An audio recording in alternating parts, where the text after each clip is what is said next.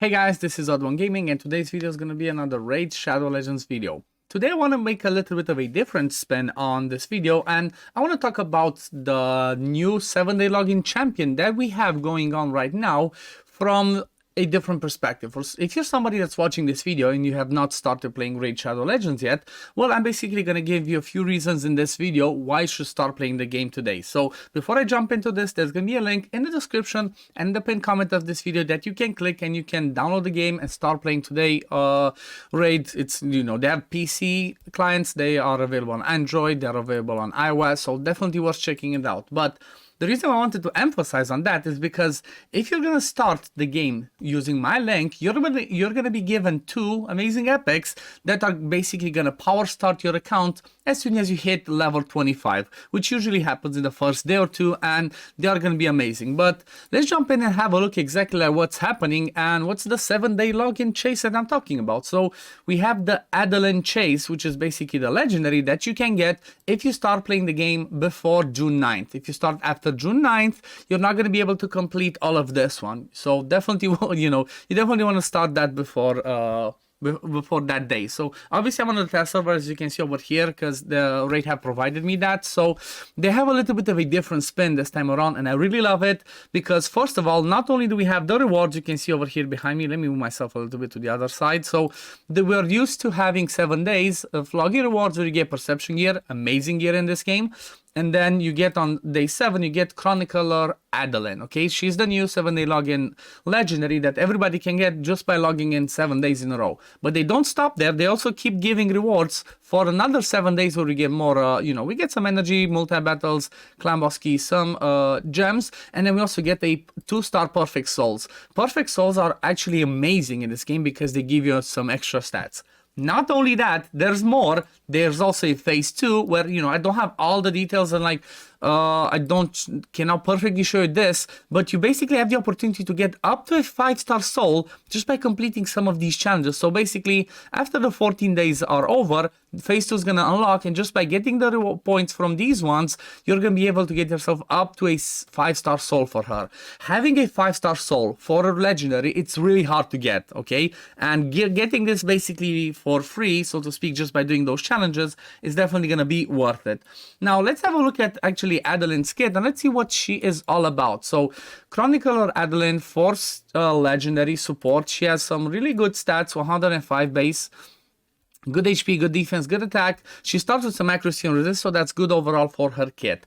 Now, when we look at her kit, on the A1, attacks one enemy, has a 50% chance of transferring 1 random debuff from this champion to the target. Also has a 50% chance of stealing 1 random buff from the target. So this one's a little bit more useful in places like maybe arena, okay, where you're definitely gonna use her, or when it comes to like the clan bosses, we're gonna have the Hydra. Hydra is all about buffs, about debuffs, about transferring debuffs, buffs. It's it's one of the more difficult content. So having her be able to help with that A1 could be useful in Hydra.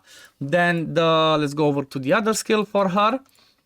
Then we have the A2, healing script, 3 turns cooldown if she's fully booked, restores 25% of the allies' destroyed max HP, then heals all allies by 25% of this champion's max HP. So normally in this game, if you have healers that heal based off of their max HP, those are better because that means you can stack them up with a ton of HP and your squishier nukers are going to be healed based off of her HP, which means you don't need to get a ton of healing on your nukers so they can survive. She's just going to heal them with this one. Also, restoring max HP is good again for Hydra, what I showed, but also for another piece of content that's more towards the end game content. However, she can be your transition into that, and that is the Sand Devil. And that's because of, again, same thing, Sand Devil destroys max HP, but he also requires a certain mechanic, which she brings on her A3. She has a 75% book to 100% chance of placing a sleep debuff for 1 turn. Also has a 100% chance of placing decreased speed and decreased attack. Debuff placed by this skill will ignore any block debuffs.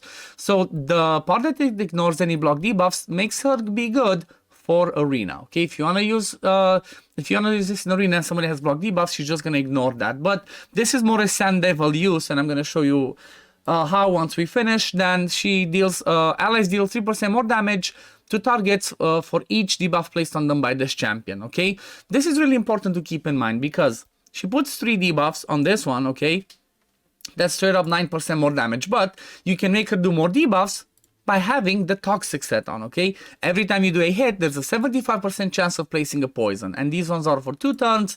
And then if you use the Masteries, which this is the Mastery that I would recommend on her if you're somebody that's that's starting, that's early mid game, you would want to go down to War Master and then down the support tree and grabbing this one specifically to extend those poisons from the toxic set, okay? So just gonna leave this here for a second so you can maybe screenshot it and use it if you're gonna build her for yourself. Now let me show you exactly what I meant about her utility when it comes to the Sand Devil, okay? This is one of the end game dungeons. Your goal is to try to get to 25, but it's really hard to do that if you don't have the key components. However, if we go on the lower stage, let's say something like 11, I'm going to show you her use. And the reason why I want to choose 11 is because she is wrong affinity, okay? Force is wrong affinity. As you can see, this is the diagram. So people that are force are going to have a chance to weak hit against spirit, which means there's going to be a chance, 35% chance to actually weak hit, which means you're not going to land the debuffs. But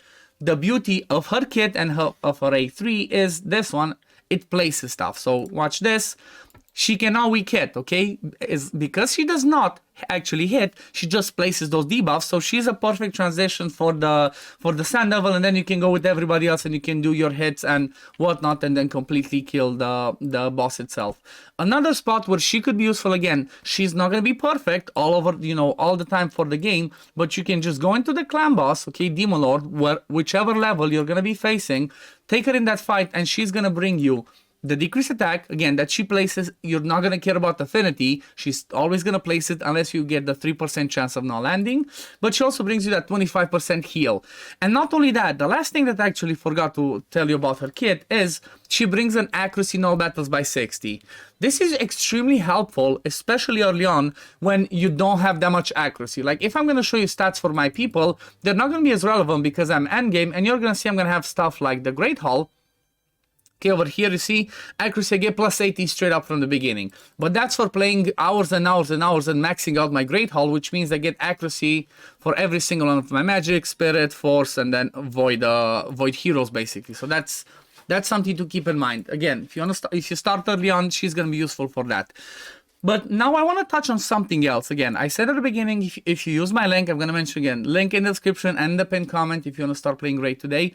Just click that one, download the game, start playing, and once you hit level 25, you're going to be getting 2 amazing epics that are going to be huge for the account, okay? So epic number 1 is going to be Tayrel. He's one of the OG ones. He's not the most top tier one. However, for an early game account, if you actually get Tayrel, that's going to be game changing because he also brings decreased attack on the A1, he brings AoE decreased defense, and he brings turn meter control on the A3. He's an amazing overall champion. He's basically going to be in every single one of your teams early on, because if you have decreased defense and then you bring your nuker, you're just going to destroy everything. So that's Tayrel. And then the other one that you're going to get is actually from Night Revenants. You're going to be getting Rector Drath as well. The reason why Rector Drath is amazing is because, again, another decreased attack on day 1. Decreased attack is really important against bosses. You definitely want to have this boss in most fights. But she also brings a massive heal, again, based off of her max HP. But she also places Perfect Veil on them if they have full HP. And if they don't have full HP, she places continuous heal. Not only that, she brings a revive on her A3. And then she has a passive where every time somebody under Veil or Perfect Veil gets a turn, they get a heal based off of their max HP and also increases their resist by 50. It's like amazing overall. Plus she brings a resistance aura in Doom Tower. This one makes it a lot easier when you're going into the Doom Tower and you're facing certain bosses such as maybe like the Frost Spider, or you're facing somebody like the Nether Spider. They place lots of debuffs. If you bring in Rector Drath and use her lead of 55, you need normally around like 150 resist. That makes it so much easier to be able to get enough resistance on your team so you can resist their debuffs and basically just beat these bosses and continue pushing through the Doom Tower. The reason why I'm mentioning this is because of one reason, actually. Doom Tower is the second or third most important place in the game where you want to progress because it has amazing rewards.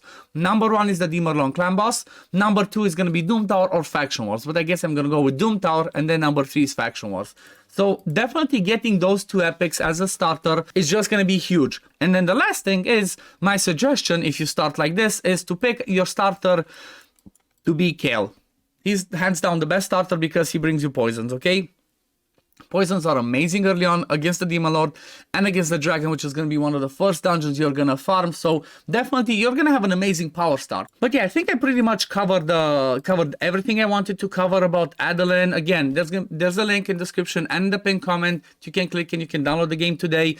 And once you hit level 25, you get all of those cool...